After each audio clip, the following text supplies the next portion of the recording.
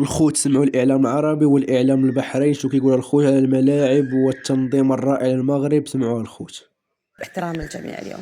في البداية شوفي خلاص البطولة راحت وراحت للسنغال. أنا أتوقع أن المنتخب المغربي قدم كل ما لديه، وكان حتى هو يعني يستحق أنه يحقق اللقب، لكن قدر الله ما شاء فعل اليوم. لكن أنا أتوقع أن المغرب كسبت احترام الجميع من كل النواحي، وأثبتت أن المغرب اليوم تملك قوة في التنظيم، قوة في التعامل مع مثل هذه البطولات اللي يمكن بشهادة، بس مش شهادة المشاهدين، شهادة العالم كله اليوم يمكن من أفضل البطولات اللي نحن شفناها على مر التاريخ. انت تفتح الصحف، تفتح انت مثلا المواقع، يمكن دائما البطولة هاي كانت متصدرة، رغم ان نحن قبل ما كان في اهتمام كبير لبطولة افريقيا. الزخم اللي عملته المغرب في التنظيم وفي التعامل مع بطولة بحجم افريقيا اعادت العالم إلى المغرب.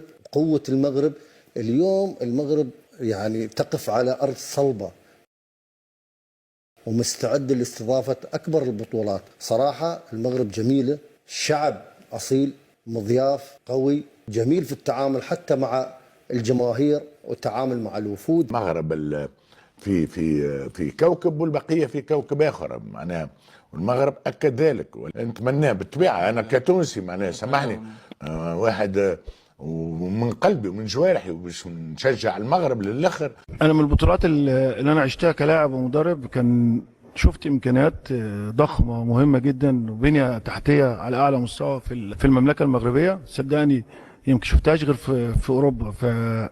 زائد التامين الامني اللي كان موجود والاقامه اللي كانت موجوده لينا، كانت تعرفين انا ما بجاملش حد يعني خالص. فانا كنت سعيد بوجودي هناك في المغرب. سيبك من الانتماء بعض الجماهير في التشجيع، والتشجيع ده حقهم. شفت إقامة وشفت ناس بتعاملنا معاملة سواء في الفنادق أو في الأمن التأمين أو في كل توجهاتنا أو تحركاتنا على أعلى مستوى. بلد زي مصر كده راقية جدا في كل حاجة، وشعبها بيحب الكورة وانا كنت سعيد بوجودي هناك. والبطوله كانت ناجحه جدا، كنا في مكان يليق بافريقيا، والبنيه التحتيه كانت، انا قلت على فكره مش بقول من دلوقتي، انا قلت من اول دوري المجموعات كنت بقول ان احنا سعداء بوجودنا هناك والبنيه